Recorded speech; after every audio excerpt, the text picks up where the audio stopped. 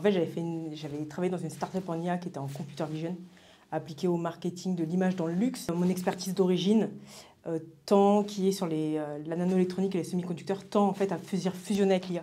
En fait, sur des nouvelles générations de produits, elles iront dans cette direction. Donc, l'un dans l'autre, j'avais un intérêt en fait à venir renforcer mes connaissances là-dessus. J'avais déjà écrit une thèse en IA, du coup, applicative.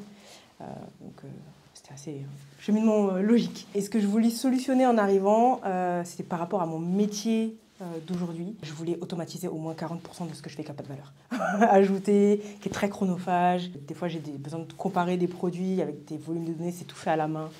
Je télécharge des dizaines de PDF et je compare tous les éléments dedans sur des dizaines de pages.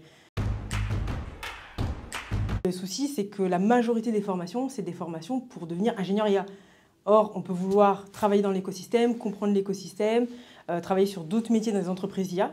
Il faudra comprendre les fondations de l'IA, mais pas forcément vouloir être ingé sur le sujet. Je me suis quand même posé la question, mais il fallait revenir au niveau licence, refaire tout un parcours, etc. Et là, on était sur quelque chose qui se positionnait pour donner les clés, comprendre vraiment tous les fondamentaux, mais pas forcément avoir vertu à devenir soi-même développeur de modèles IA. Ce qui est très utile, c'est qu'on comprend bien avec cette formation où l'IA est utile, comment elle s'exploite, où elle est pertinente. Ça permet aussi de différencier ce qui est de l'automatisation de ce qui est de l'IA. Il y a des choses qui pourraient être automatisées, simplement, arrêter d'être chronophage, arrêter d'être faites, sans pour autant avoir besoin de faire appel à l'IA. Et c'est aussi une frontière qu'on arrive à bien voir au travers de la formation. On se dit non, mais là, c'est vrai que c'est pas pertinent de mettre de l'IA là-dedans.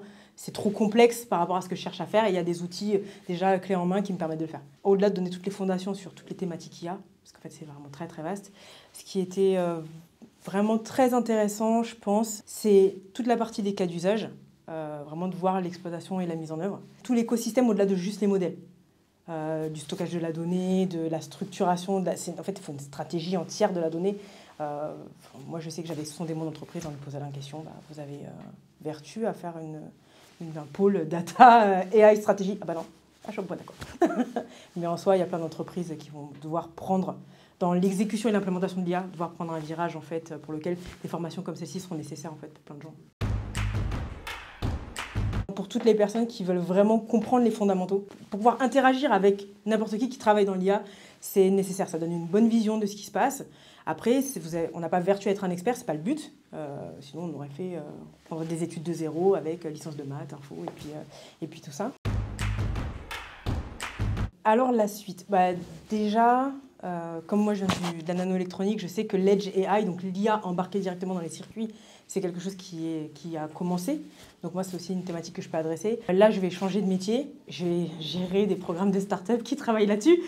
Et il y aura aussi, j'aurai quelques start-up IA à monitorer. Donc en fait, je vais pouvoir exploiter une grosse partie de la formation là, dans 2 semaines.